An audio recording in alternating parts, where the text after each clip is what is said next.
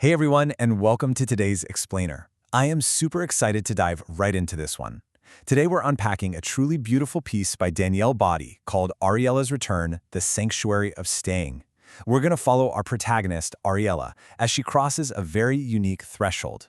But spoiler alert, this threshold doesn't lead to some brand new exotic destination. It leads right back into herself. Let's get into it. So I want to start by asking you a question. What if the sanctuary you've been desperately searching for is actually the life you're already living? I mean, so many of us are stuck on this endless, exhausting treadmill of perfection, right? We treat our lives like these relentless projects that just need to be managed.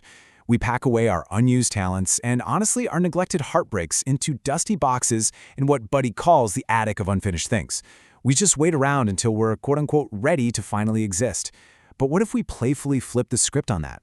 What if your current, perfectly ordinary reality is exactly the sacred ground you've been looking for all along? To show you what I mean, our story doesn't start with thunderclaps or dramatic movie music. It starts with a very quiet, sensory reality. Picture this. Ariella is standing at the foot of the staircase in her century-old home.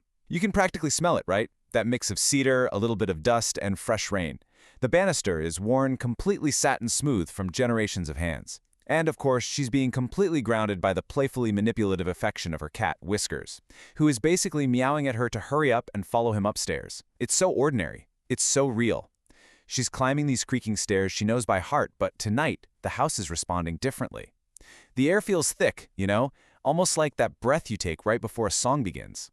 As she climbs, the calm, familiar voice of her inner guide, Janelle, speaks up with this absolute gem of a line. Listen to this.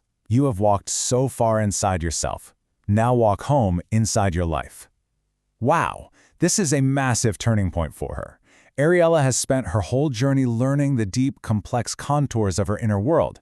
She's navigated fires, she's faced mirrors, but Janelle is pointing out a profound shift here.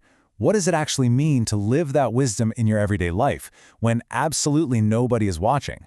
It's the shift from treating your life like a performance to actually, finally, inhabiting the wisdom of your body. So Aurelia reaches the top of this dim, floral, wallpapered corridor, and she sees a door. The crazy thing is, it had always been there. She had just somehow trained herself not to see it. And spilling out from underneath it is this thin line of warm light. Standing right beside the doorway is the lion, the guardian. But here's the thing. He isn't blocking the way. He's just standing there. Silent, immense, and totally present. He's offering her a steady permission rather than any kind of judgment. And this completely redefines how we usually think about thresholds. We tend to think of a threshold as a huge barrier you have to smash down or some dramatic, explosive moment. But Janelle tells her, the final reveal is not a spectacle, it is a remembering. A threshold is just an ending that is simultaneously a beginning. It's this gentle, awe-inspiring realization. Ariella realizes the water has literally been there all along, she just had to step into it. And when she steps through, when she crosses that threshold, the world doesn't erupt. Instead, it softens. She walks into a room that perfectly mirrors her own sitting room back home, but it radiates with this quiet dignity. The light is moving like sunlight through leaves. Up on the mantle, there's a simple, honest mirror, one that doesn't distort things and doesn't flatter either. And right on cue, Whiskers casually jumps up and claims the armchair. It's such a beautiful, grounding touch of everyday comfort right in the middle of this huge, profound moment. Ariella walks up to that honest mirror, and she has this massive somatic revelation. She can see the invisible architecture beneath her expression. The places she tightened up just to survive, the places she softened to love. She suddenly realizes that the presence sanctuary she had been searching for all this time was actually the inner life of her own body. And Janelle confirms it, saying, the home you've been trying to reach is the one you live in when you stop abandoning yourself. This isn't an escape from reality, it's a total integration into it.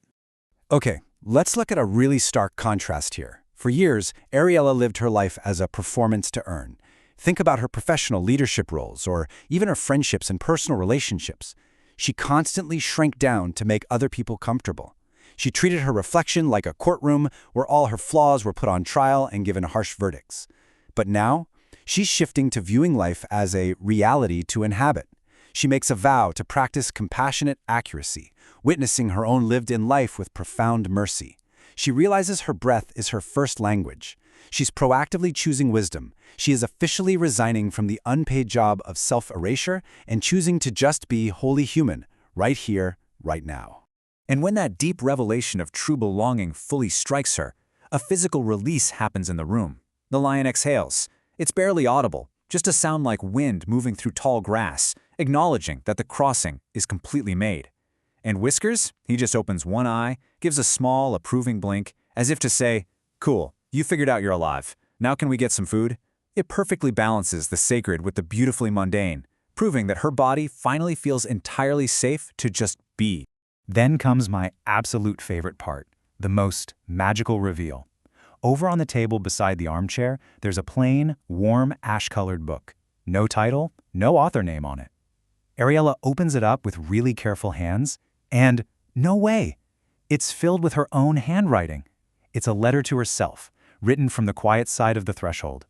It records her lived pages, her time in the discernment garden, stepping into her courage, finding her place of belonging with the mystics. It details the development room and the light oracle speaking pure strength to her rising self. It was her story all along. It was being written and completed, one encounter at a time, by the part of her that had been quietly awake the entire time. Right there among the pages, written out large and uneven, almost like it was written by a hand that's just learning how to be brave, is a definitive vow. You do not have to earn your return. You only have to choose it. For all my fellow perfectionists out there, let that sink in. Ariella realizes she can finally wash away the heavy ash of imposter syndrome and drop that exhausting mask of competence she wore for so long in her professional life. You are allowed to be messy. You are allowed to be seen and to walk forward completely unburdened. Wholeness doesn't need a seamless performance. You just have to drop the armor and choose to stay. And this realization unlocks a much deeper truth. Presence isn't just a personal goal, it's a gift. Janelle gently challenges her here. She reminds Ariella that so many people out there have forgotten their own sacred names. They've forgotten how to inhabit their own lives. So Janelle asks her, will you release your story and remind them? And Ariella, feeling the weight of this not as a heavy burden but as immense joy, says yes.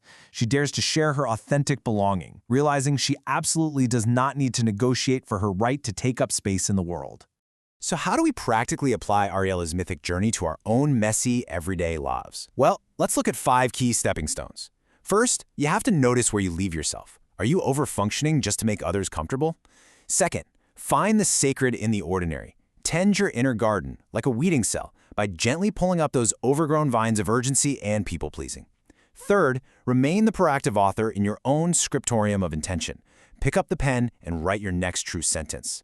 Fourth, actually feel that homecoming inside your physical body. And fifth, make a small, simple commitment to not abandon yourself today. I want to invite you to do something with me.